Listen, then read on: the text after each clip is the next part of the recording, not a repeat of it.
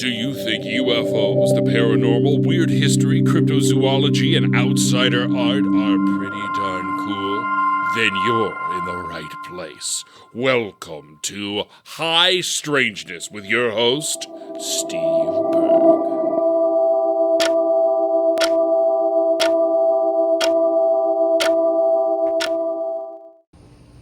The video version.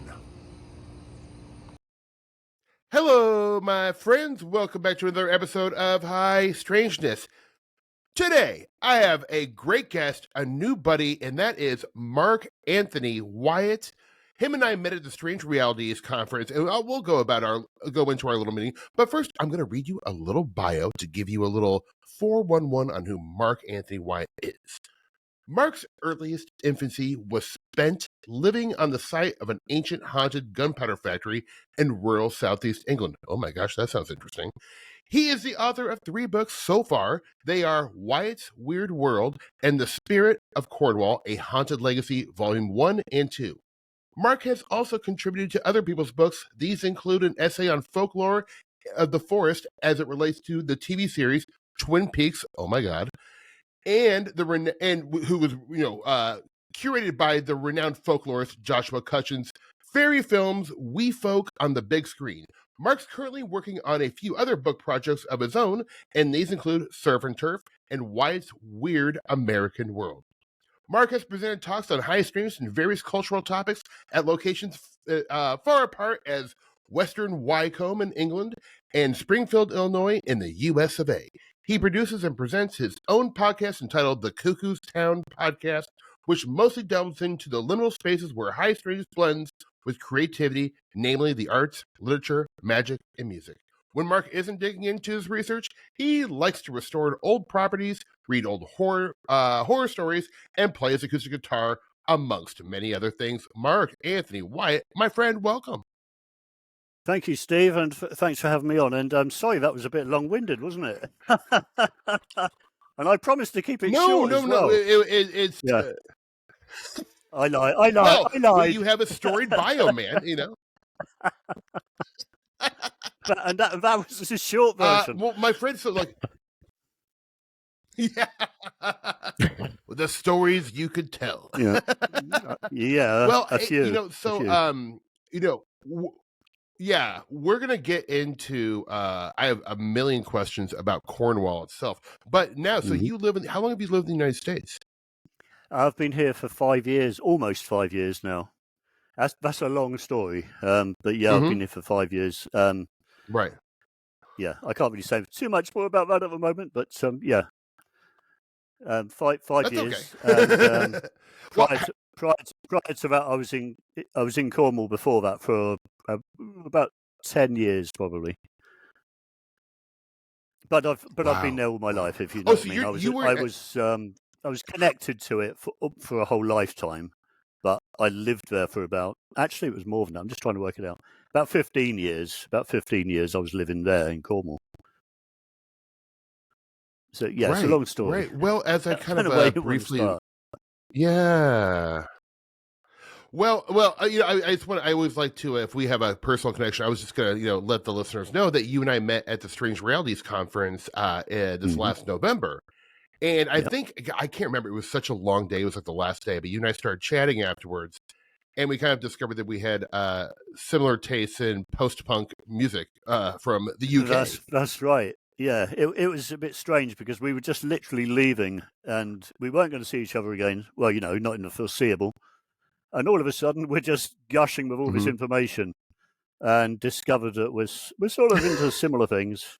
And, so it was all crowded into about 5 minutes as we were getting in our cars to go. So, yeah, we went through everything, didn't we? Punk, art. That's exactly right. Magic, everything, really. Yeah.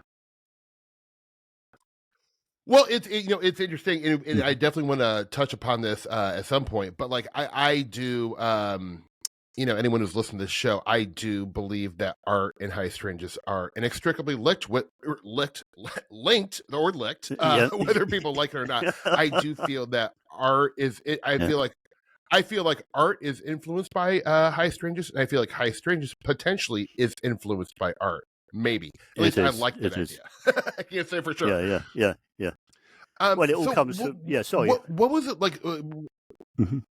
No, oh no. I was just gonna say before we hop off the music thing, what are some of your Mhm. favorite like post punk bands from the UK? Well, I would say I would go back slightly before that. I mean, I've sort of moved on like we all do, and I still have a love for Uh-huh. some of the older stuff.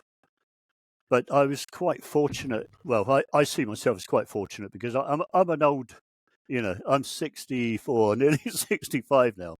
So I was around just when punk was starting out in England. But as we know, there was Right. this movement in New York before that, really. But we also had our own bands. We had like the pub rock scene in the sort of mid 70s, which sort of grew out of like that was post glam. So we had glam thing. Then we had the sort of pub rock scene, and some of the pub rock people like Joe Strummer, people like that, and Ian Jury, they became sort of punk. Punk is just a label anyway, which they sort of chucked on everything really. But I was quite lucky because I was what was I 16, 17? I was 17 when sort of punk took off. I mean, the whole thing with the Pistols in '76, that was like a massive shock and a welcome shock really, because we'd sort of grown up with the glam thing, which we loved. I still love elements of glam, Slade, T-Rex, this sort of thing, because that was our youth, and it was fantastic. And then there was like this gap in the mid '70s in England where all these bands became sort of bloated and super rich, the Pink Floyds, the Genesis, Yes, all these sort of people who have now I now appreciate them more than I did. But I was sort of going through a spell in '76 when I was listening to Genesis and so on, and I still like them up to a certain point in time. And then all of a sudden, out of nowhere, the Pistols are sort of doing their boat trip on the Thames, where I'm sure you've seen all that, where they're going down the River Thames on the Jubilee Day. Of course. And I mean that was, and of course they were on TV. They were on what was it? Bill Grundy was like a sort of London area and the southeast of England where I was. They basically, I think somebody else couldn't make it. It was some other rock star couldn't make it, so he said, "Oh, I think it's Virgin or whoever it was at the time." Said, "Oh well, we've got this band," so they sent the Pistols on, and of course they'd had a few sherbets, and and Bill Grundy had a lot more. He was like this old timer, sort of into like Frank Sinatra or whatever, and he just didn't understand it. It was a generational thing, and you can understand that. But he'd had a few drinks. He was flirting with the girls like Susie from Susie and the Banshees and stuff, making suggestive remarks and stuff. The Pistols didn't like that. And this big argument kicked off. Well, I sort of experienced that from live on TV, and it was like, whoa, what's going on here? This is great. There was, I think he was, I'm not going to quote what he said because, I'm sure you've got, but Steve Jones, the guitarist, was basically just being a very naughty boy, saying some very rude words which hadn't been said on TV since I think Kenneth Tynan was like the first one. And it was like, to the older generation at the time, this was shocking, and they couldn't get gigs anywhere because like their reputation went before them. But anyway, I don't want to sort of spend all the time. But what I'm trying to say is that punk era was exciting for us because I was like 16, 17, and we wanted to know about this stuff because like this was the new thing, and I gradually started seeing bands come to my hometown. I saw most of the bands of that era really. I saw the Clash and people like that. XTC. A lot of them weren't really what you'd call punk, The Members was like a more local sort of thing. They were very big. Just most of the bands you can sort of picture, and a lot of the American bands came over. So we went through a spell, I suppose, from about 77 through till the early 80s. I went through a spell where I just went like more or less every week to see bands, and we were close enough to London to go up there and see bands, and that sort of continued but it Amazing. slowed down a lot. As I got older, I started going to London to see other bands, bigger bands. So like the early 80s, mid 80s, we had the Smiths and we had the Wedding Present and the Pixies came over. Did you see the Smiths? Yeah, I did. I saw them. I saw them when he was, back in the days when he had some Wow. daffodils in his back pocket. Have you ever seen the footage? I mean, I Yeah. still No, love yeah, Morrissey now. Yeah. Yeah. Yeah, I mean, yeah. I'm a huge Smith fan. I love Johnny Marr is like Johnny maybe Marr, my favorite guitar player of all time. Like he's fantastic amazing. guitar player. Yeah. I mean, just the pair of them together. I mean, look, the drummer, was it Mike Joyce or was he the bass player? I always get them mixed up. But the bass Mike player Joyce and Eddie Rourke, yeah. Yeah. These fantastic bass lines. Oh yeah, I mean, Eddie like, Rourke was still amazing. today. Yeah. And I love the Smiths, and I was actually more. Well, I loved them, but I was into the Wedding Present big time at the time. But as I've got older and look back on things now, I think the Smith. I can still listen to the Smiths a little bit more than I can the Wedding Present. But I still love it. Like the George Best album. The Wedding Present with George Best on the cover. The Manchester United and Ireland football player. That was definitely one of my favourite albums. I love that album to this day. So yeah, I mean, I sort of grew up with it all, and but as I say, punk hit me at just the right time. Really, I was quite lucky. Although a lot of my generation didn't get into 16, it. perfect. Yeah. I mean, a lot of my generation stayed with the old school. They stayed with Genesis and Yes and all these sort of people, and they never really got into that. Whereas I think we were just that bit younger in our minds, if you like. We still wanted some of that, and but I've come back to that progressive stuff as I've got older, and I still enjoy that now. Yeah, sorry, I'm rattling. Once I start on music, I can't stop really. But no, you're not. This is also interesting to me. Well, I still listen. Like a lot of the music I like, what came like 10, 15 years before my time. I think that's kind of common for a lot of people. I grew up loving the British New Wave. Like the Cure, the Smiths, Echo and the Bunnymen, and now I still listen to those bands. But I'm obsessed with The Fall. I love Wire. Like a lot of those post-punk bands. Yeah, Pink completely Flag influenced. All those bands really influenced the American bands that I love.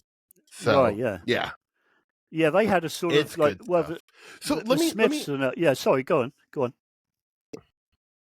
No, please. I am listening. There's a slight delay, I think, my end. Oh no, please go ahead. We'll work through that. Yeah, the bands that you just mentioned, I didn't actually see The Fall, but I mean, I sort of followed their progress a bit. But Mark E. Smith, he was just one of these fantastic characters. He basically just ranted over very cool riffs. How as I saw it, and sort of slightly poetic, but it was very sort of jangular and sort of sparse. And Gang of Four were a bit like that, and I quite liked all that stuff. But I suppose I veered more towards, as we say, the Smiths and the Weddos, people like that, really. Sorry, I butted in on you. You were telling me about the Fall and Gang of Four, weren't you? No, you did. I'm sorry. Sorry about this delay. We'll work through. I think a lot of times it just smooths itself out. It catches up. But you have a podcast where you talk about media and art and its relationship to high strangeness. So that is very fascinating. But before we kind of jump into some specifics, I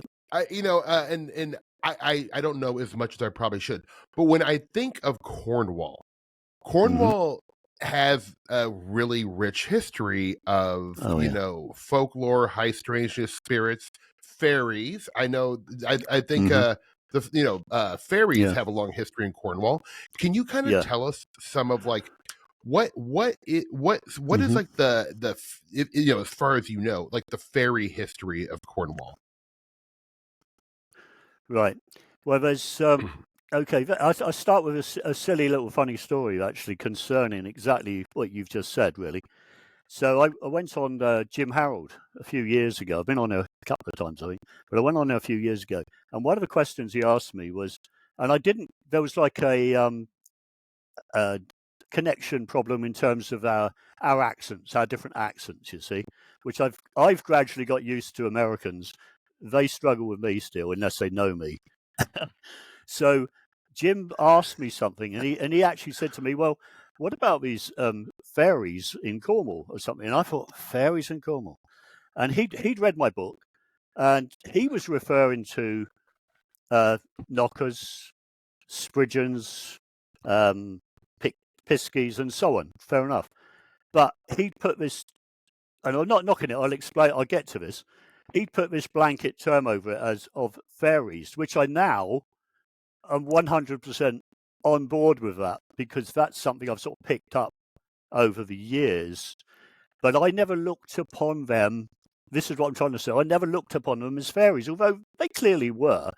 But I never put this sort of group heading over them. I saw them as independent creatures. But I hope I'm explaining myself properly. So yes, they were fairies, but I didn't really look upon them as fairies. So I said to Jim, "Fairies?" And I was like, what? And he said, "Oh yeah, you wrote about them in your book." And I'm thinking, did I?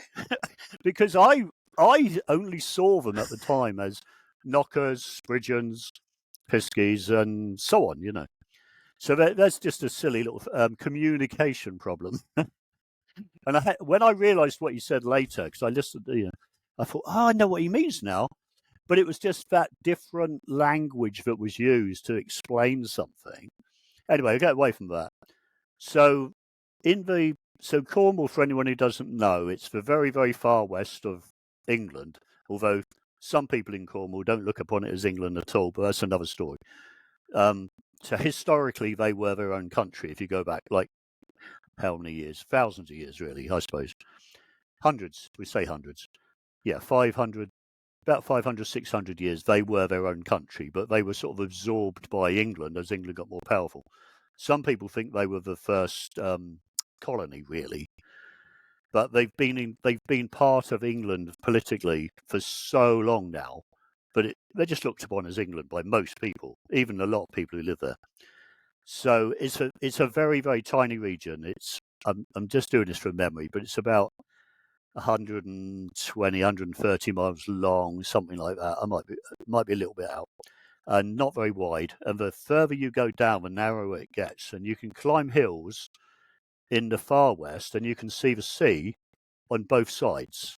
It's that narrow, you know. And that is the most interesting bit. Whoa. The bit right at the end, which is called well, there's a few. They don't call them counties or states or anything. They call them, or they used to call them, hundreds. And the most important one, I would say, is Penwith, which is Penwith. And in Penwith, you've got all sorts of weirdness going on. And you've got this history, this sort of rich history of like knockers in the mines, which we call them knockers. When Cornish miners emigrated to America, Australia, Chile, Mexico, just about everywhere really. But when they came to America, they became Tommy knockers. And the knockers is just a term because they made these sounds in the mines. And that, as we know now, sort of from digging into all this stuff, you know, that ties in with the whole sort of noisy ghost poltergeist thing, you know, the knocking, all this sort of stuff. So yeah, you've got these the miners. Yeah, I mean, I could go on all day about the knockers. I mean, basically, they had. You could go back like 2,000 years to the time. I'm just going off all over the place here, but basically, there are legends which are quite well founded. I think I've looked into this, but don't worry, I'm not going to get all religious on you. But Jesus went to Cornwall when he was on his sort of world tour. You know, the missing years. So he went to India. Yeah. Oh wow, I didn't know that. Yeah, and he also went to Cornwall. There's folklore, legends, which was handed down before the days of like mass communications and stuff handed down like father to son, mother to daughter, but and it's, I know people in my own family who would tell you these things, So there are certain places where the old folk, I'm talking like back in the, I'm all over the place with this, but back in the 70s, a guy who I eventually met and got to know was writing all these books about the paranormal, and in particular about in Cornwall, because he came from a place near Penzance, which is right down in the far west. And he interviewed people, and old ladies, like he was a middle-aged man at the time. An old lady said to him, "Oh yeah, Jesus came here. He went up. I forget the name of it. He went up such and such a hill, and he came down here." And it's like they've got all this in their memories, their folk memories, that he definitely visited. There are places named after him. There are Middle Eastern, for want of a better term, names in Cornwall. And if you look at certain people, genetically, the way they look, there are people in Cornwall that look, shall we say, Middle Eastern almost. So I think, I know there was a lot of business going. They were trading tin from Cornwall, and even in Roman times, they were trading tin. The Romans sort of didn't really touch it. They sort of, there's a term for it, I can't remember, when they don't actually invade, but they, like a client kingdom or something like that. So they were trading tin around the world, and in return they were bringing in other stuff, and some of those people, like Jesus, got to know the local people. They went to Glastonbury, which is further up, not in Cornwall, but further up into England. They visited Glastonbury. I mean, there's a whole, I've read several books on this, and it's fascinating stuff. But I think there was a lot of intermarrying going on, which would explain. Plus, because it was so out there in the ocean, there was a lot of maritime comings and goings, like the Spanish. The Spanish would periodically raid the coast and rape all the women and kill all the men and steal slaves and whatever, So that was going on. So if you look at even back in the 70s, it was quite visible. You could see people wandering the streets of Penzance who looked very Middle Eastern, that's all I'll say. And this is in the days before mass immigration. This is long before that. But they were Cornish. They were very Cornish. Right. So anyway, I'm rabbiting. So just dive in at any time. And Well, I mean, it's that's interesting to me because first off, I had no idea that Jesus went on a world tour during his lost years. I don't come from a religious background, so I know very little about very little about Bible stories and all stuff. But one of the questions I have for you is, with Cornwall having history of fairies and people taking fairies seriously, is that around today in modern times at all? It's in the lexicon. So I mean, you hear people say things like, "Oh, he's fair." What's the word? Fairy led. There's pisky led, so it's the same thing, really. Pisky led, as opposed to pixie. It's pisky. I think in Devon they call them pixie. It's confusing, like the band. But when you're going to Cornwall, they're piskies with an S and S and a K.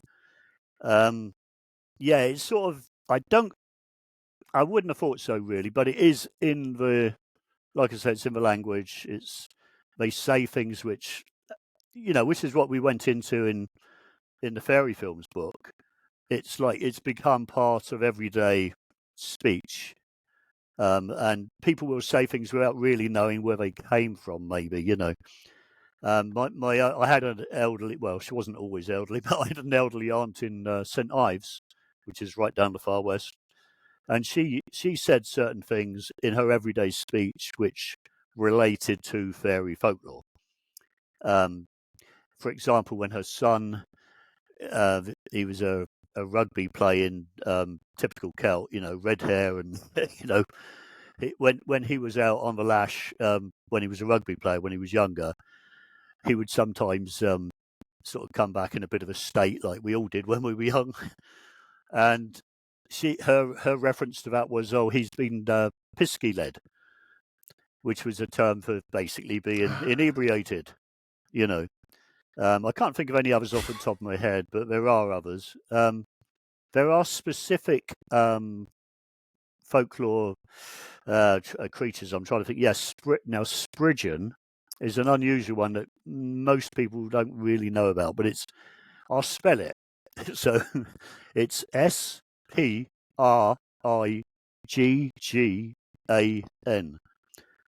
So it looks like Spriggan, but I believe they say Spridgeon with a sort of D in there somewhere. And they were seen around the mines, and they supposedly guarded gold and all this sort of stuff, you know.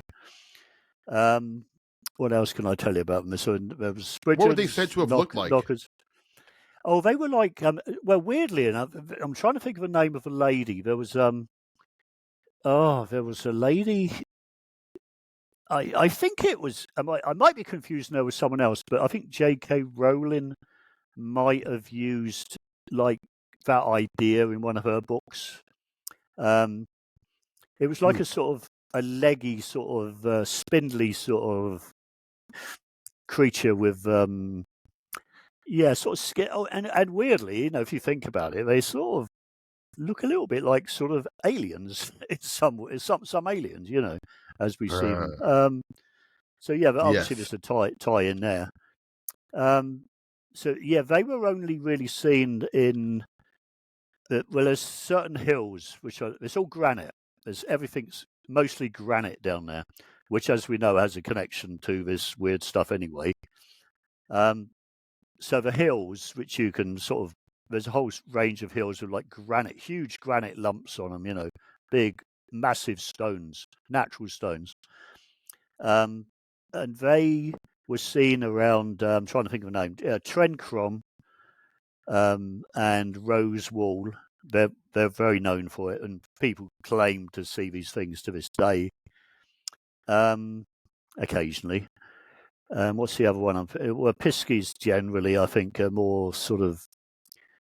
I don't know. I mean, I don't know whether that's maybe something separate or whether people just conflate the two. I don't know really. Right. Yeah. No. Am I understanding correctly? Like, if memory serves, when I've read about Cornwall, is Cornwall the region of the UK where they have Black Panther, like alien black cat sightings? Yeah, that's a bit. That is in Cornwall. That's one area actually. There's at least two that I know of. So Cornwall. If you imagine Cornwall being like the pointy bit at the end of the west of England, okay. So the very end piece is like the bit we've just been discussing, really. But the top half, or should we say the eastern half of it, is where the black cat has been seen, which is on Bodmin Moor. Bodmin Moor is like another one of these massive hilly areas, but it's got a slightly different flavour to the far west. So Bodmin Moor is quite famous for Jamaica Inn. Have you heard of the novel Jamaica? Daphne du Maurier, she wrote Jamaica Inn. No, it's a really good book actually. So Jamaica Inn is this ancient. It's still there. You can still go in this pub now. It's got quite a reputation for being haunted, of course. So Jamaica Inn is this ancient travellers' pub. You know, in the days when they had like these horses and carriages. And it was supposedly run by this guy, Joss Merlin was the character's name, I think, in the story. And they sort of organised the smuggling, because you got to remember it's not a very wide county. So although they were in the middle, they were only like, you know, I don't know, half an hour ride or so to the coast either side. So yeah, Bodmin Moors. So the black cats are occasionally seen around there. But going back to my youth, I never saw this, but I had a friend who, I don't know him now, so I don't know whether he'd still stand by this. But there was in Surrey, which is in the southeast of England, sort of just below London, in the countryside, where I was raised, there was a legend of the Surrey puma. And a friend I went to school with claimed that he'd seen it. I mean, he was out in the countryside like I was. But he may have seen it. I don't know. He might have just seen a big black cat. Who knows? But yeah, it was seen. And they do occasionally get seen, but I think they're more escaped zoo pets, zoo animals, you know, possibly. Right. Right. But yeah. Well, I'm a big Black Panther, like alien black cat fan. So, you know, it is a weird phenomenon, you know, because I live in the Midwest of, you know, the United States, Nebraska, and there is a lot of alien or Black Panther sightings going back to the 1800s. It's very odd. Really? Goes back that far? Right. Yeah. Yeah. So is there I have like a couple cases going back to the 1890s. Right. So you've obviously done a fair bit of research on that.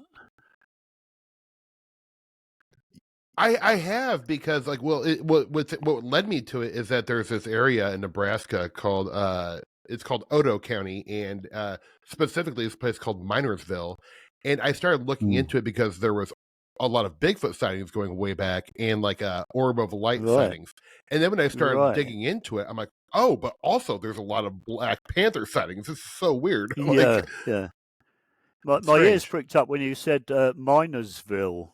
So I presume there's mines around there? And again, there's that connection with mines. Yeah, and well, I little mean, creatures. 100%, absolutely. Mines and caves are two of my favorite things. But there was, for a very short period, a vein of creosote coal along the Missouri River, and they mined it out, but not really. Like, mining is not really a thing in Nebraska so much. But there was at one time along the Missouri River this like little vein of creosote. I think it's called creosote that they did mine for about 5 to 6 years, and then there was actually a tragedy where 44 people lost their lives, and then the town just like became a ghost town after that. Oh no! So was that like one of these spoil heaps falling, or was it open cast mining? You know, I don't. You know, it's the information is so sparse on this. I honestly have like collected every newspaper article just about the town, and it was one of these things where the town they found coal, it blew up, they put a train tracks, and the town was like a burgeoning little town. Then once the tragedy happened and they mined it all out, it literally became a ghost town like 2 years later. Yeah. So almost very like little information is known about it. Yeah, we had one in exactly. Yeah. I think there was one in Wales, which is like north of Cornwall. So you got the Bristol Channel is between the two. Then you got Wales.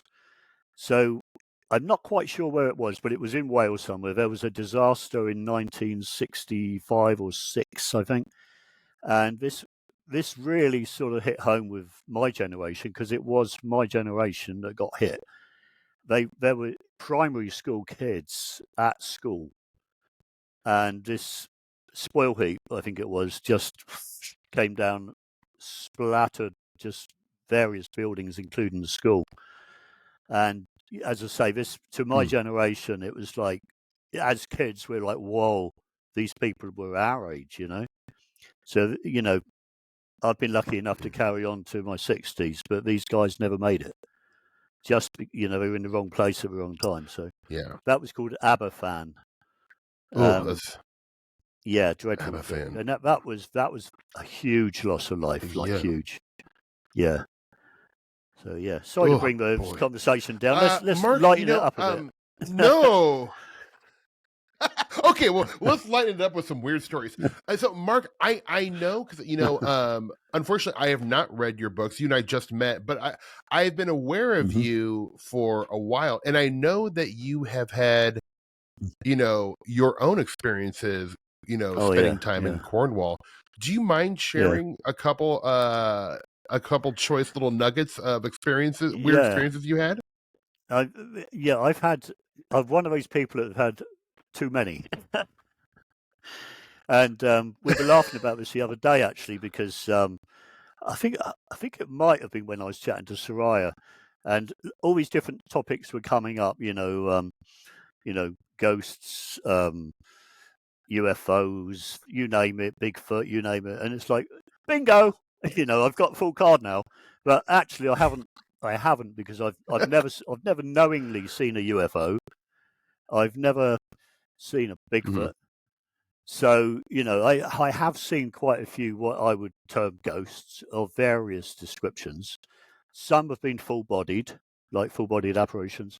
Others have been like what I call sort of cartoony, sort of sketchy. It's almost like, we're back to art again, but it's almost like they're cartoon drawings because you can sort of see the bone structure and things. I've seen a few of them. So I don't know where to start, really. I mean, I sort of end up telling the same experiences over and over, and as hard as I try, I can't. That's okay. I can't stay really serious because I tell them all the time. So I'll try and think of something that no one else has heard. Let me think. Yeah, where to begin? I'm probably going to go back to one of the big ones because. Okay, I'll tell you this one. I haven't mentioned this one for a long time. So in the 90s, I lived in the northeast of England, and I lived in another coal mining area, funnily enough. And I had a friend who was an English heritage custodian. So his job, and his wife as well, actually, was the custodian of an English heritage property.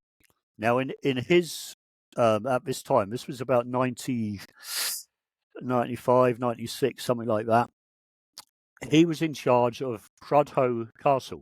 Well, they actually pronounce it Prudhoe. Like, if you imagine Prudhoe, it's a funny name, but it's spelt like if you it's Prudhoe, which means Proud Heights, and it's a Norman castle. It's so the Normans came over in what was that, 1066? I think this was built in 1086.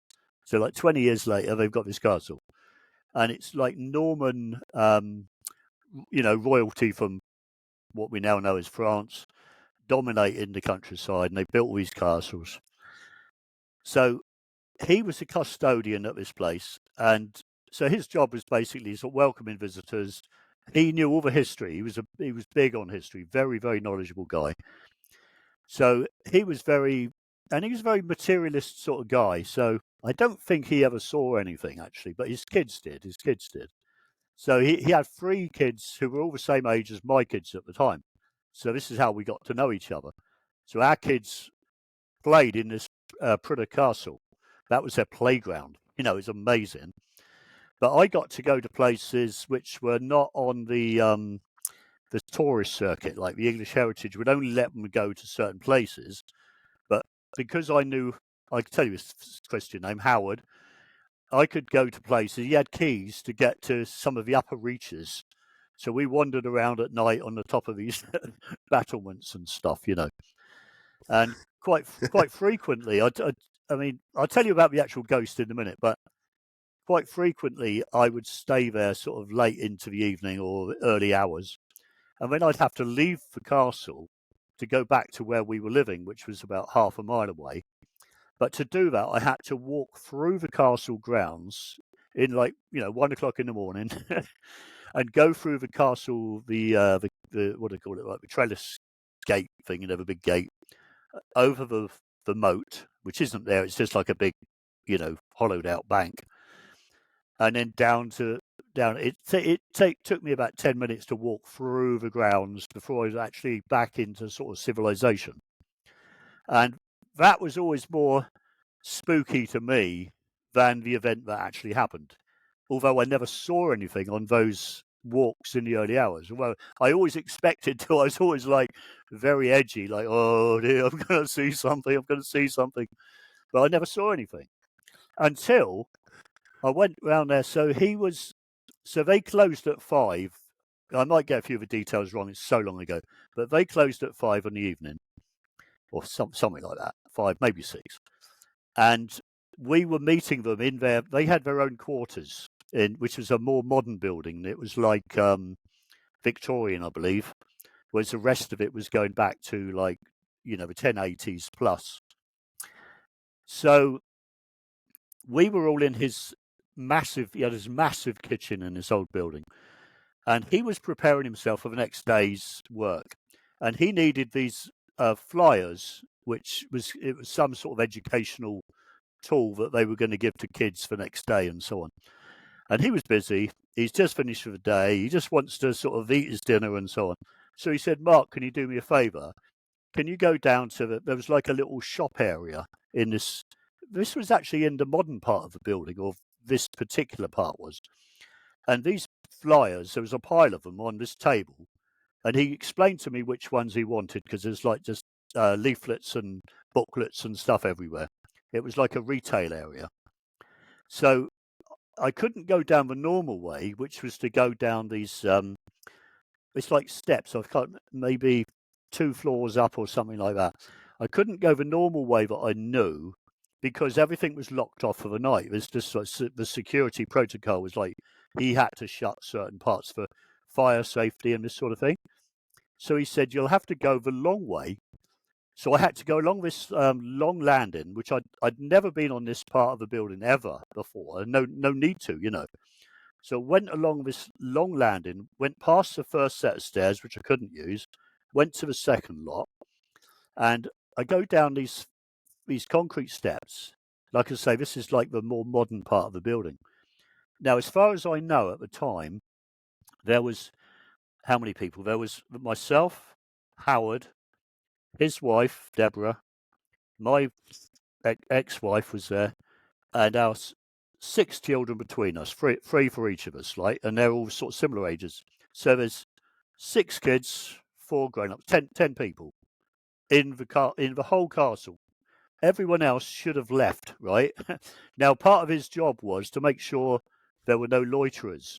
Like, he would check the toilets and stuff, make sure no one was hiding away, for whatever reason. And right, he'd done all that, so there shouldn't have been anyone. So it's 10 people. So I go down these steps, and as I'm walking down the first part of the steps, I hear footsteps. Like, it's difficult to describe this when you just without drawings and things, but I hear footsteps, very, very loud footsteps, like prominent. There's like echoey footsteps, if you like. And they were coming towards me, and I knew it wasn't Howard or any of his family or my family, because I was in a different part of the castle now. So, and I'd left them behind in his quarters, his household quarters. So I hear this. I hear it before I see it, actually. And as I'm walking down, I'm about halfway down, and there's it levels out into like sometimes stairs, they come down, and there's a level off bit, and then it goes down again. I get to about halfway, and it's getting louder and louder, and I see this guy walking towards me, but on the level below me, so I'm above him, and he's walking towards me. And no, this is where I find it difficult to tell people, because, like, if I tell them what he looked like, they automatically assume that's who I saw. But I don't think it was him. I think it was, I'll get to it. I think it was the fashion of the day. And this guy was a big guy, from what I could see from up there. He was bigger than me. I mean, I'm 6'1.5". I'm guessing, because I was looking down on him, I'm guessing he was at least my height, probably more. And he was a big built guy. It wasn't like a tall, slim guy like me. He was a big guy. And he was dressed, and I say dressed like Henry VIII. So he's walking towards me, and I'm thinking, I'll get to that in a minute, because there's something I can tell you about that. I'm thinking, oh, it's one of those reenactors. And why didn't Howard tell me? That's my first reaction. Why wouldn't he tell me there's still a bloke here? That was my first thought. So, because I hadn't been there during the day, we had arrived basically when they went off duty, because we were going to have dinner with them, and our kids play, go crazy together. So this guy, as he's walking along, I'm seeing this now. I'm colourblind, so I can't tell you the colours, but it looked like that sort of gold fleck, dark gold, maybe black navy, something like that, but gold embroidered sort of stuff. He's got quite a tub on him, like a man bod, a dad bod. He's a big guy, and I can't tell you exactly what he's wearing, but that's the impression I got. And it wasn't see-through. It wasn't like an apparition. It wasn't like that. It was solid as you and I are. It was solid. He was a big guy. Now, as he's walking along, he sees me. There's a connection. He's looking directly at me, and he gives me a look because I'm trying to remember what I said to him. I think it was like, now in England, this is different to America, but it depends where you are, what part of the country you're from. But when you meet somebody like a stranger or just somebody you might know, but you're just passing them or whatever, you sort of go, all right. And it's just an English thing. In Cornwall, they go, what's up? There's different ways of greeting that sort of stranger, But it was like, Right. I sort of went, all right, or something like that. And he looked at me with a look of what I can only say is like disdain, like, how dare you talk to me like in that manner, sort of thing, like, who are you and what are you doing here? Like I was the one who shouldn't have been there. But he definitely made contact with me, like eyes. He knew. I saw the eyes, and he knew. There was connection between the two of us. Now, he sort of ignored me after that. He carried on walking, and I'm standing. I still haven't gone down the extra steps. I'm watching him. So he's come towards me. He's come out of an archway or something over that way somewhere. I see him walking. He makes eye contact. He then walks off so you got to imagine I'm up higher than him. I'm probably about 5-6 foot above his head, but he's sort of over there a little bit. Mm-hmm. So after he's looked at me, he goes off in like a curve, and I followed him with my eyes, and he went underneath where the stairs that I just walked along at a higher level. He went underneath and he walked off. Now, at the time it happened, I did not think I've just seen a ghost. It didn't even go through my mind. I thought, oh, there's a reenactor. That's a bit crazy. Why didn't Howard tell me? That's what's going through my mind. But I thought it was a bit odd, to say the least. So I go down the rest of the steps. He's gone. I go through and head that way to the right. I go through these doors and various things, find these flyers, and I pick up these bits he wants, and I go back the same way. And I'm sort of half expecting to see this guy moving around again. Didn't see him. Went up the stairs, along the landing, eventually back into the household quarters that they lived in. And I'm thinking to myself, because he's busy, he's got them all laid, he's got all his leaflets, and he's laid them out on the table, and he's sort of like, it's almost like he's playing cards, but he's not. He's sorting them into piles to do whatever he's going to do the next day. And he's busy. He's really busy. And I'm thinking, I don't want to disturb him and say what I've just seen, because like, I just thought, well, I don't think the ghost thing, I think it was just gradually coming to me now, when I was there. So I'm thinking, well, I'll say something to him, because I don't know what. So I said something like, have you got some reenactors here? And he said, what? So I explained. I said, well, I've just seen a guy that. Well, I didn't say what he looked like at first. Actually, it was quite. I sort of kept him waiting a bit, and then I think I said to him, I said, well, he said, well, what did he look? Now his first reaction was one of security, one of, oh, there's an imposter, there's there's somebody here that shouldn't be here, and that was his job, to make sure it's clear. So he's like, what? There's someone in the building? What? And so I think and he said, well, what did he look like? He actually said to me, well, what did he look like?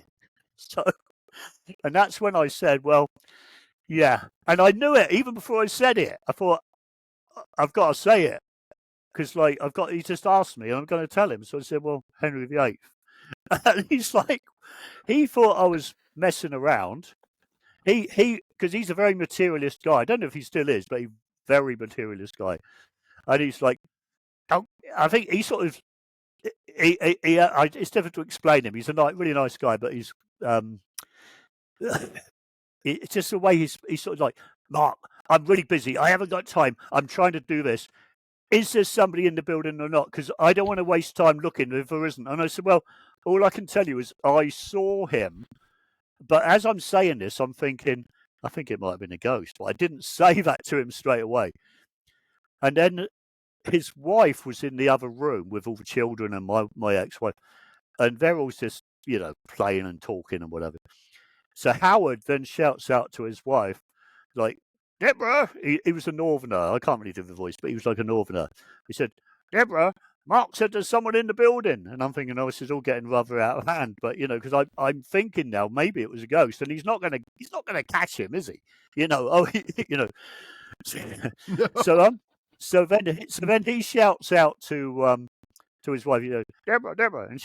And then she said, I think that's when I said the Henry VIII bit. And she said, well, what did he? I think they were from the Glossop, Derby area, and they had a very heavy northern sort. They're all different accents. They're all different. But so, well, what did he look like, or something like? I can't even do it now.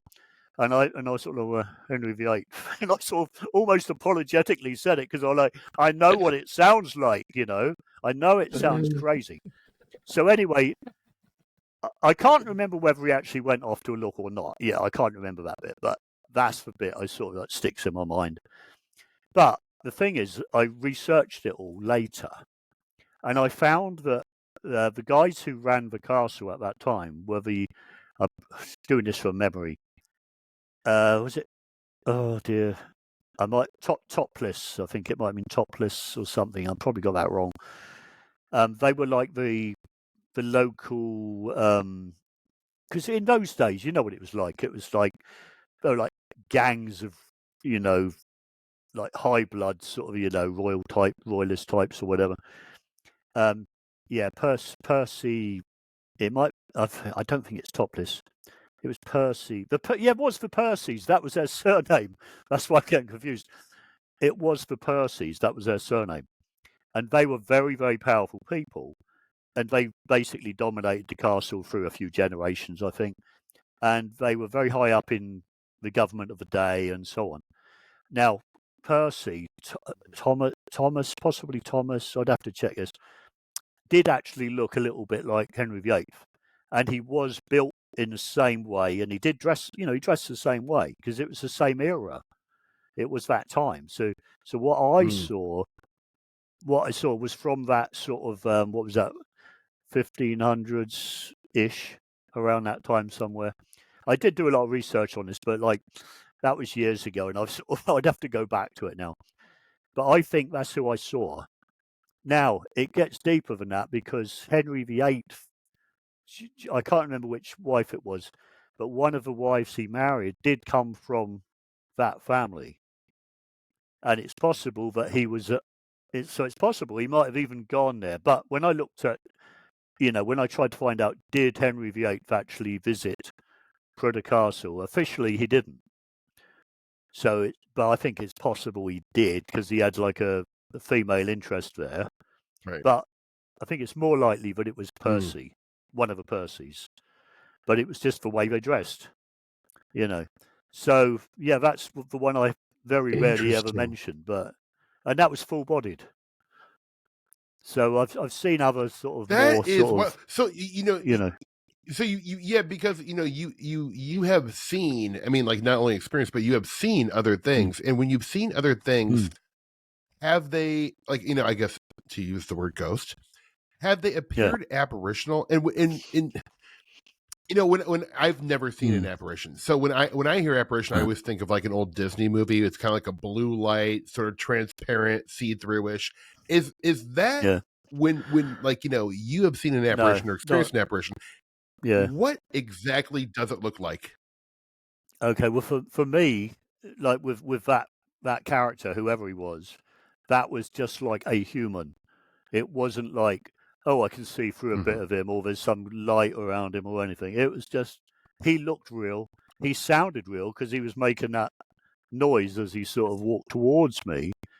Now, my theory on this, I'll come back to what you said, but my theory on it is, I think some of these, I don't know how it works, so I've got no idea, but I think they know who can see them, and maybe there's some reason that they show themselves. I don't know that. But yeah, in his case, it was very solid. It was just like a man. And I'm trying to think, there was at least 2 other occasions I saw similar things different. But okay, so I've seen those, but I've also seen like the wispy, cartoony, sort of see-through sort of things. And I've also had experiences not with figures, but with the blue light and everything. I've had experiences in the night when like I've had the blue light and all that, but I've never, unlike other people who talk about that stuff, I've never seen the little guys in the bedroom or peeking around the door like Whitley saw. I've never seen that, but I have it, and I think maybe that's right. The classic UFO experience. Yeah, I think I've had some sort of experience like that. Now, my theory on it is that some people are able, for whatever reason, to remember all the details when these things happen, and maybe they're not supposed to, but maybe they do, or most of it. Whereas maybe if something like that did happen to me, I know something did happen to me, but what it was is what I'm debating really, is I wasn't able to remember all that stuff. Maybe because whatever they used on me to, maybe, I'm just suggesting, maybe it was stronger, or it reacted differently to my body, and maybe that's why I didn't see quite as much. Maybe they know that they freak the heck out of people, and maybe they try to protect you, maybe, from seeing that stuff. So I think like your physiology reacts differently to whatever it is that causes, when they do these. I don't even like to say abductions. I'm not sure, are they abductions? Is it aliens? I don't think so. I think it's part of our nature as something that lives here alongside us. And for whatever reason, they, they have a relationship with us somehow. That's my theory. But right. But if you, right, it's a good theory, and it's back. Yeah. I was just going to say, like, the other full-bodied apparitions I've seen.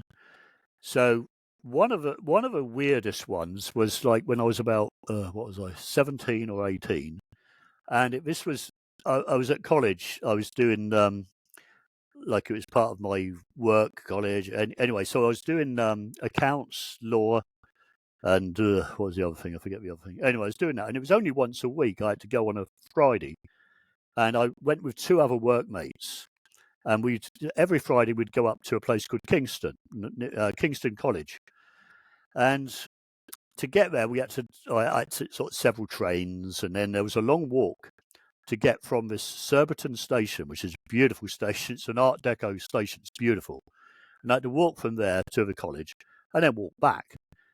So I was walking back on a Friday afternoon, sort of, I'm guessing 4-ish, something like that. And it's busy. This is a busy little, it's not a town as such, but it's like a little suburb. Well, it's Surbiton. It's Surbiton. And it gets really quite busy as you approach the railway station. There's a T-junction. I don't know what it's like nowadays, but this was like 77, 78-ish. So I'm approaching it. I've got 2 mates with me. We're heading for the station. We're a little bit late. If we miss our train, we've got to hang about for another half an hour or something. So we're walking quite fast. We're going through a crowd coming the other way. These are probably people that have come off the train. They've crossed the road and they're heading to their homes at the end of the day. So it's busy. There's people everywhere. And as we're sort of cutting through this crowd, there's more of them coming our way than there is going that way, I think. A guy walks towards me, and I suddenly notice him, and he's very tall, like really tall, and I'm 6'1" and a bit. He was probably 6'4", 6'5", something like that, I'm guessing. And he had he was in a suit. If you imagine like the old John Cleese sketch where he does the Ministry of Silly Walks, have you ever seen that? So you know the thing Yes. of it. You know what John yeah. Cleese. Yeah, John Cleese used to be really tall and skinny. He's still tall, I'm sure. He's probably not as skinny, but he was tall and skinny, and he wore a bowler hat, old-fashioned sort of 1960s suit, briefcase, brolly. That's what this guy looked like. And as he's walking towards me, he's making eye contact. This is a weird thing I have with all of mine, nearly all of them, I think. He's making eye contact. And I'm looking at him and I'm thinking, well, you're a little bit out of place, because this was like the late 70s. He's dressed like 1960s, I would say. No, I mean, at that point, sort of around about 76, 77, you didn't see so many people wearing the old bowler hats. But it was a thing in, like, people who commuted to London. They would stand on the platform. You'd see them everywhere. When I first went to work, these people were still around. They were the older generation. They wore bowler hats and dark suits. They had the Times newspaper, these sort of people. And they gradually sort of retired, I suppose, and the fashions changed. You didn't see it so much. So this guy, what I'm saying is, this guy was of the past even then. So he's walking towards me, he's looking at me, and I'm looking at him thinking, well, you're a bit out of place, mate. There was no words passed. I'm just thinking this.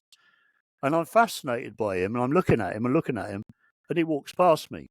So I want to have another look. So I turned round to have a look at this guy, because I thought, I can't believe I just saw that. And when I turned round, he's not there. And so there's still people moving around. So I'm a bit wary, like, well, maybe he is somewhere, but I can't see him because of all the people. But this guy was like 6'5", 6'6". Everyone else was like very few people up to 6 foot, So I would have seen him. So I checked. There was a little park as I turned around on the left, there was a little park where people could go and sit. I looked in there. I looked at cars to see if he'd got in a car, maybe. There was parked cars. And I just looked around, and there was nowhere he could have gone as quick as he went. And then I thought, oh, I've just seen something that I don't know. Maybe I was meant to see it. I don't know. But I had a theory that maybe he was, I'm just guessing now. Maybe he was what they used to call a jumper. That was somebody who jumped in front of a train, basically. Very sad. That was the term that the rail staff and people used at the time. And maybe he was going home, which is quite sad. It made me feel quite sad even saying that, but, quite dark. But maybe that's what I saw. So that was, yeah. I'm actually, it's quite, Steve, you're getting a few things out of me that I don't normally talk about. So normally it sort of rotates around certain stories that people want to hear. And these things are quite, it brings back a few, I get chills thinking about some of them. God, there's so many of them. Like I say, I've had probably more than my fair share. Not so much in recent years. Well, Mark, I want to ask you this question, if you don't mind. So it sounds like, at least these last two experiences you just described, which are phenomenal. They're very unique. Yeah. I'll say that. Yeah. But when you moved to America, did this stuff kind of turn off, or do you still, like, have you had experiences in America that are just as weird, or do you still have experiences? Or I still have experiences, but I haven't. I'm just trying to think now. I haven't seen any full-bodied apparitions since I've been here, and I was here. So I've been here for 5 years, living here, almost 5. But before that, I was coming and going for like 3 years. I've seen what I think was the ghost of a little girl crossing the road, and that was all over and done with in like seconds. So like, it was one of those where you think, well, did I really see that? Did I see that? But you sort of know you did, but you sort of think, well, I don't know, maybe. But whereas these other apparitions where they were more like solid body, you knew you'd seen them, and there's nothing can take that away.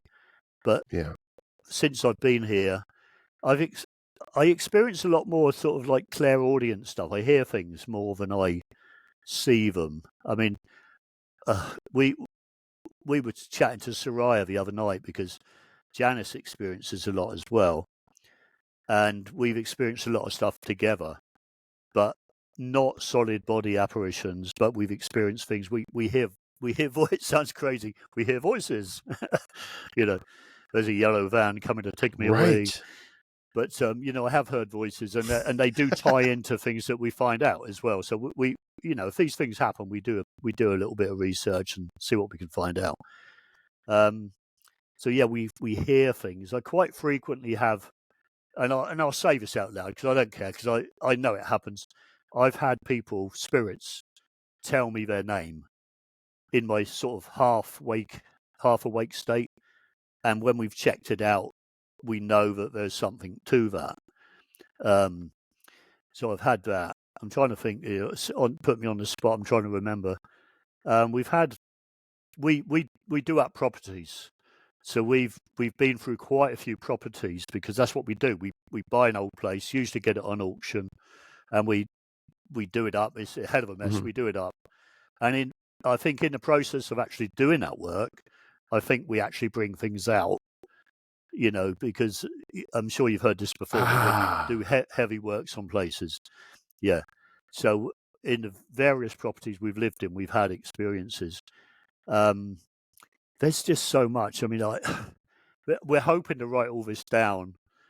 So I'm going to do Wyatt's Weird American World. But although there won't be, well, unless something drastic happens, there won't be any full-bodied apparitions in this one at all. I think that was something that I was meant to experience when I was younger, maybe. And also I find that the whole blue light thing, where I get woken up in the night with blue light and stuff, I haven't had that happen knowingly. Haven't had that happen for many, many years. I did have a strange thing. There was a property we lived in about 2017 when I used to just come over occasionally. And that's where we had this voice. A guy would tried to tell me his name. Long story. But in that same property, Janice had experiences where on one occasion when I wasn't there, she woke up in the night and there was a figure stood in the corner of her bedroom, like a solid figure. So she panicked, thinking it was like, a rapist, a burglar, whatever. She got out of bed and ran as fast as she could, and she tripped over on her bedclothes, went flying into this mirror in the hallway, smashed her head. She had a little cut on her head, a big bruise. But when she got the nerve to go back in the bedroom, there was no one there. Whether that was a dream, half dream, half awake or whatever, but she said no, it was a solid figure. And it was the same property where I had this American voice say to me, I say American because obviously that's not my native tongue. This guy tried to give me his name. And he picked on the wrong bloke because I couldn't remember it. But I could remember the initial, because you know how Americans say sometimes, like if you get Dwight, you say Dwight D. Eisenhower, they pronounce that initial for the middle, which is a uniquely American thing, I think, because we don't ever do that in England, so that's how I sort of, and I knew the accent when I heard it. It was like a local sort of Midwest Illinois sort of accent, and he gave me his name, and I kicked myself forever, but I couldn't remember the name when I woke up. You know how it is. But I remembered the initial part of it. I remembered how he sort of stayed on that initial a little bit too long. Like my name's obviously Mark Anthony Wyatt. So if it was me and I was that guy, that spirit, he was saying Mark A. Wyatt, like that. You see, that's what I'm trying to get over. But I couldn't remember what the first name was and what the last name was. So it's pretty useless, really. And then Janice had a dream in the same place, in the same room, where a guy said to her, there's a tombstone. This is the way he said it. There's a tombstone under you, and he said, "Yeah, not under you, or there's a tomb or by you, by you. That's right. There's a tombstone by you." Now we think that the properties which were built, thrown up, they were crap in the 60s or 70s, I think, were built over where people had been buried in fairly recent times. I think within the last 100 or 200 years. And I think they hadn't moved those bodies or that particular body. And I think he was trying to tell us. I think that's what that was all about. And I think that's probably what the bloke was in the corner of the room. You know, so putting yourself in their position, they want to let you know, how can you do that without scaring people? It's hard, isn't it? And maybe they're aware of that. Who knows? It's not easy. Yeah. Well, these apparitions, whatever they are, whatever they represent, they have a tough job. It's like it's hard because they're always scaring people. Yeah, that's right. Yeah, I mean, I've actually had right. Yeah, sorry. Yes, can I just grab a drink because my throat is really killing me? Can I just be excused? Yeah, go ahead. Please, okay, no. I'll. It would take me 2 secs. Yeah, get yourself a sip.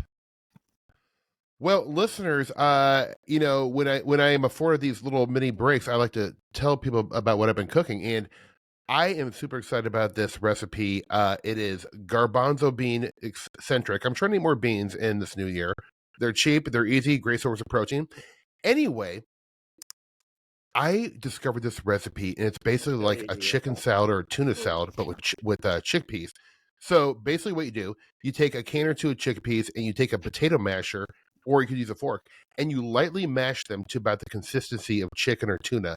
And then you add all the tuna salad, the mayo or veganaise, the Dijon mustard, little bits of celery, little bits of onion, salt, and you mix it up, let it sit for about an hour, and you spread that on a piece of toast, and I'm telling you, you're in hog heaven. It is so good. Hit me up if you want that recipe. I will link it at the bottom. It is that good, folks. Mark, I'm not going to keep you on too much longer, but I really, really, really, really, really want to ask you about this because I talk about Twin Peaks a lot, and I always kind of like lovingly and jokingly refer to Twin Peaks as the greatest UFO or high strange documentary ever made. And while I know it's a piece of quote unquote fiction, to me there is like this weird reality, almost like a hyperstition with Twin Peaks, where I feel like they kind of it represents high strangeness so perfectly with its dream logic, surrealism, and absurdism. And you wrote a chapter in Joshua Cushin's book about fairies in film. Yeah. And I really want to can you talk to us about that a little bit? Because I am so interested in that. And I have for a while thought that there is a very fairy fae aspect to Twin Peaks. Please go ahead. Yeah. I actually, this morning, because you mentioned yesterday that you were very into Twin Peaks, which I had no idea. And I grabbed it this morning to have a quick look through it to remind myself of, because we were saying earlier that, once I've got this sort of idea, this thing that I can only carry so much information in my head. So once I've done something and I've moved on, I tend to sort of like put that in the recycling bin, not literally, but you know what I mean. So I needed to remind myself of that. I hear you. So, and the other weird thing about that is when you go back to something, and I've found this with my other books as well, when you go back to it, there's, if anyone wants to see, there's fairy films there. When you go back to something you've written a long time ago, beautiful cover. It's almost like you're not. It's like you're reading someone else's work. It's very strange. And you think, oh, did I write that? Wow, that's pretty impressive. If I say so myself, But is it all in my memory now? No, but I'm glad I've got that record of it. So, okay, fairy films, Twin Peaks. I think it was early 1990 when it first come on, and I was just a young guy, then. And I saw the trailer the week before, and I thought, wow, I've got to see this. So this looks right up my alley. So I started watching it, and yeah, it's fantastic. With an iconic opening scene, with the old guy. Was it Pete Martell? And he's found a body on the edge of a lake. Yeah. And he's he's ringing the sheriff or someone, and he's saying, she's wrapped in plastic. And I thought, I'm going to enjoy this. This is fun. She's dead, wrapped in plastic. She's dead. That's right. Yeah. She's dead. She's dead. And there was something so when I was younger, I loved that whole. I mean, I'm like you. I could talk about this for all day, really, but I loved the humour of it. I think when I was younger, that was the thing. I loved the quirky humour. And I loved just the characters were so fantastic. I mean, so you had these amazing, and I was a young guy at the time, and the beautiful women of all ages, this wonderful cast, and the quirkiness of, what's his name, the Albert, fantastic character. Do you remember Albert? Yeah, Albert Rosenfield. FBI. The best. Yeah. Oh, fantastic! Just he sort of found his spiritual self, and he's renounced violence, And there's that fantastic scene. I'm rambling where he's squaring up to the sheriff again. Andy, was it Andy? I can't remember his name now. No, it wasn't Andy. Andy was the slightly dopey one, wasn't he? Yeah. Oh, Harry Truman. Anyway, so yeah, Harry Truman. Yeah, what a name! What a name for him. So. So Perfect. Initially I liked it for different reasons, probably. I didn't really know about the folklore when I was younger, really. I mean, I sort of knew about, the Cornish folklore, but I hadn't really dug into it at all. It was just there, part of life sort of thing. So then years go by, and then Josh gives me the chance to contribute to this book, Joshua Cutchin. So he said, just choose a film, or basically he said choose a film, I think, and then sort of dig out the folklore from it, And I'm thinking, what can I do? And I'm looking around, and stupidly, in some ways, I chose Twin Peaks, and I say stupidly because it's very long. It's like what was it, for a series in the end? Yeah, I think two series early on, and then the late one that came in a few 7 or 8 years ago, exactly whatever right. it was. Yeah, so that was a bit of a mistake, because I then put myself through a lot of struggle. I wanted to rewatch it, and I did rewatch it, and I just took notes, and slept on it, and little things were sort of connecting, and I did a lot of reading around it as well. So I've always been fascinated by the old horror stories from the Victorian Edwardian period. So people like Algernon Blackwood, Arthur Mack, and all these sort of people, Abraham Merritt, and they all wrote stories about sort of nature and trees. A lot of trees was all over them, the spookiness, the creepiness of trees. A lot of their stories. So a lot of that tied in to what Lynch was doing, and what's his name, Mark Frost. And I think, I sort of dug into that in the essay, but I think I know where some of that inspiration come from. Obviously, you got Tolkien as well. Tolkien, I should say. So I dug into all that, and I was just reading all the time around it and finding bits that sort of corresponded, and finding correlations between these things. And I sort of found, by doing all that, I looked at it in a whole new light. So that sort of my earlier version of this is just very funny, and so on, was sort of overshadowed by all this sort of darker stuff, So I don't know what else to say, really. I mean, I went into the really old folklore, I sort of touched upon the Greek and the Roman stuff, but that isn't really my thing. So I felt I sort of should pay lip service to it, really. So there's a whole section in there, I think, called it Old Gods, I think it's called, which looks at all that stuff.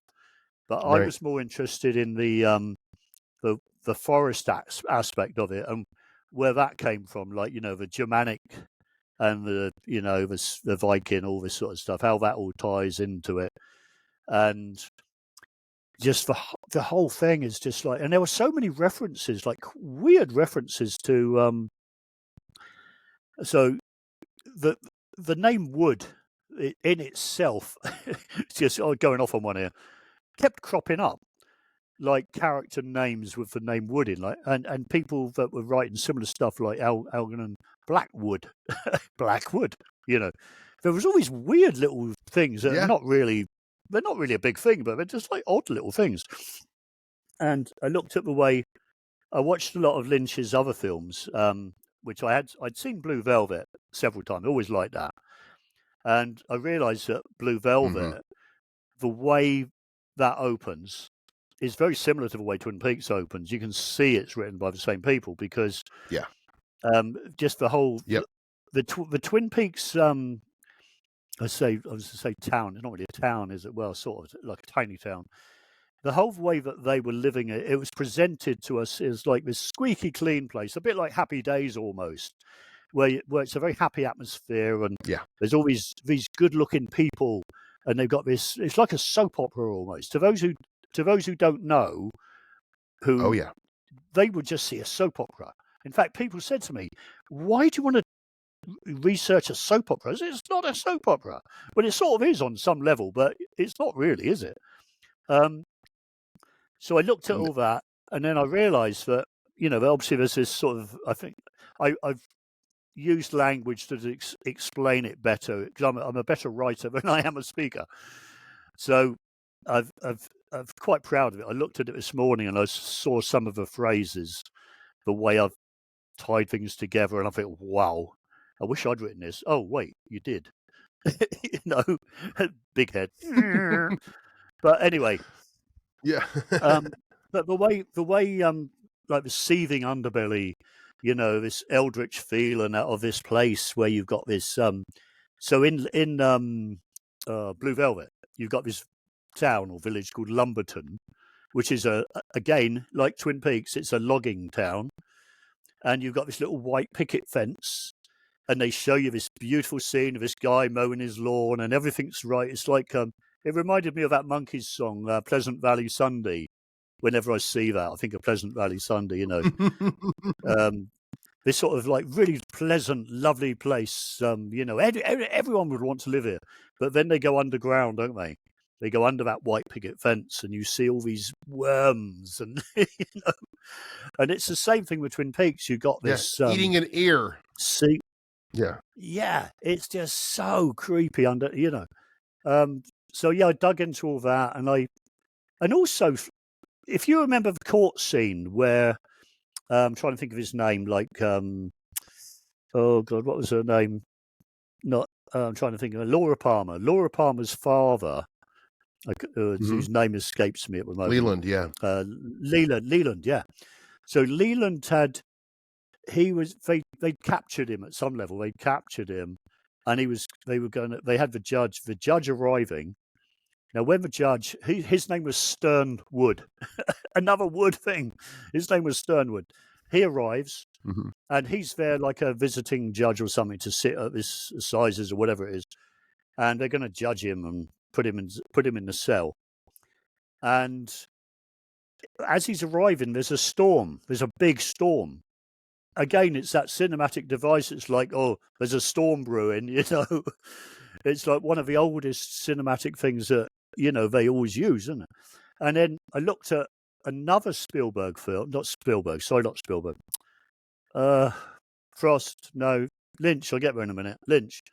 Another Lynch film called, what was the film called where he, The Straight Story. Is it The Straight Story? Have you seen that? The Straight Story, yeah. If you get, great movie. Yeah. Yep. Oh, yeah. I've seen every Lynch film. Yeah. So if you remember, there's a big storm on with that as well. So like Lynch finds these, he's got these favourite little moves that he puts into his films.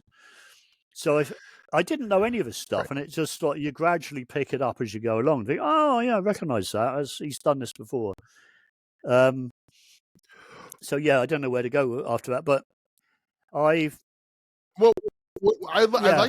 like to mention, if it's okay, that as we've been talking the last hour, a couple things I couldn't help thinking. You mentioned that you've seen blue lights. Well, when Bob or spirits from the Black Lodge appear in Twin Peaks, there is electricity which always emits this blue light. Yeah. So blue lights That's are right. a thing in Twin Peaks. And I also wanted to mention that the entrance to the Black Lodge, which is a small puddle of scorched engine oil surrounded by sycamore trees, is called Glastonbury Grove.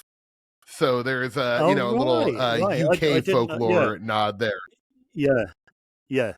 Well, I'll be totally honest with you. The first two series, I personally loved. I loved the first one. Obviously, we all did, and I loved it. I loved it all. But the third series, when it came back, I struggled with it. I'll be honest. I struggled with it. I found it a lot. It's very dark, and it's like I sometimes I enjoy the mystery. I don't like things sort of. It's arguable whether it was solved. I mean, you've got people online who say, "Oh, yeah, this is what this meant," and this is. I don't know. I like the mystery of it, and I think the final episodes was sort of, tying it up and sort of saying, "This is it." And I struggled with that a little bit, and I think my essay is more about the first two series. I think, although I didn't say that, I think it is really. So, yeah, sorry, I'm rabbiting now. So, no. I mean, God, I could talk to you for a long time. I do want to mention one more TV show just because I know you're into media and art and stuff like that. Mark Frost, one time in an interview, like 25 years ago, probably the late 90s, said his biggest inspiration.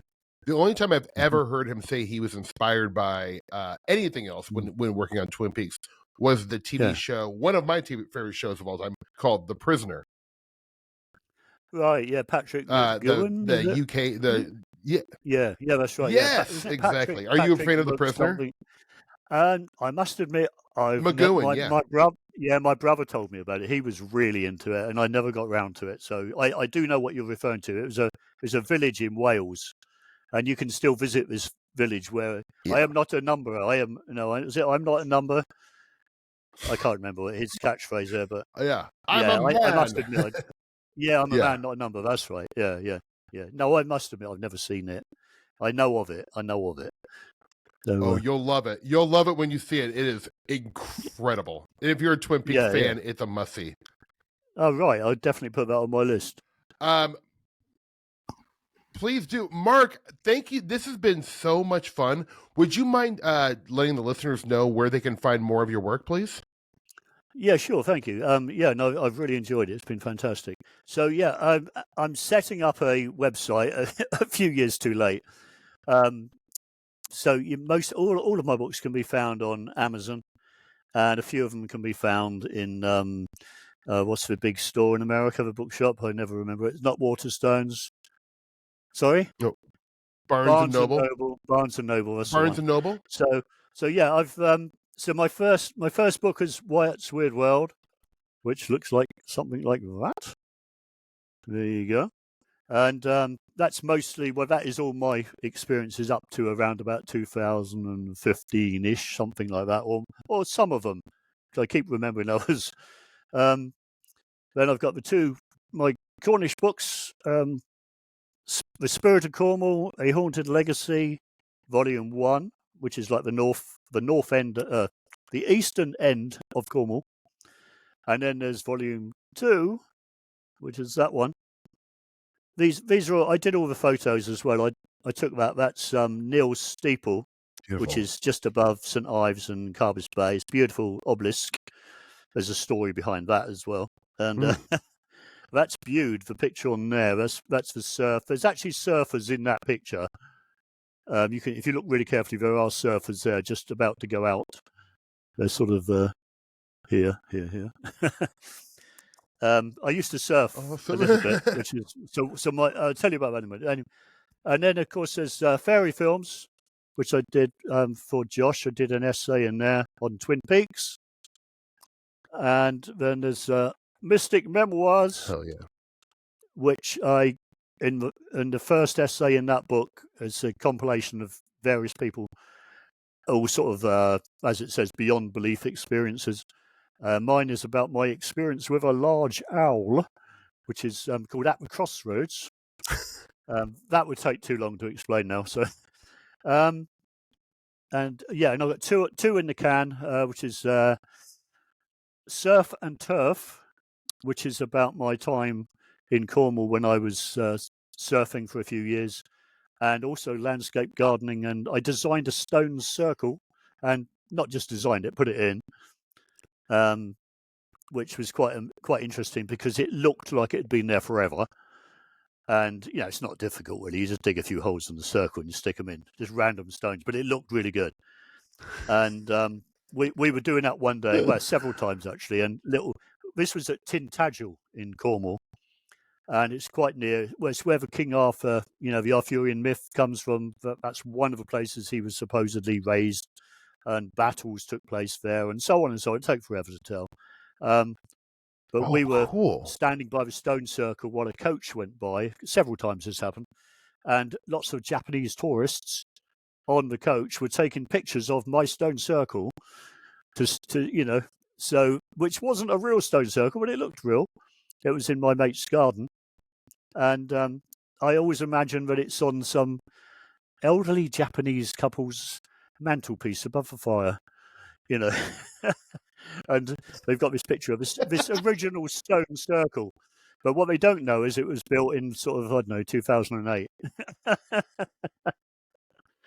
So, oh, Mark, yeah. I can't thank you enough for your time, my friend. Thank you so much for coming on. And I'm going to be ordering your Spirits of Cornwall Volume 1 this evening, and I'm very excited to. It seems like a good winter read, a cozy winter read. So, thank you. Man, thank you so much for coming on. I can't thank you enough. Okay, thank you very much. Thanks, Steve. Yeah, it's been a pleasure. And okay. Absolutely, Cheers. Mark. It's been a pleasure, buddy. Hey, everyone. Thank you so much for listening to another episode of High Strangeness. Enjoy your dinners tonight. Peace.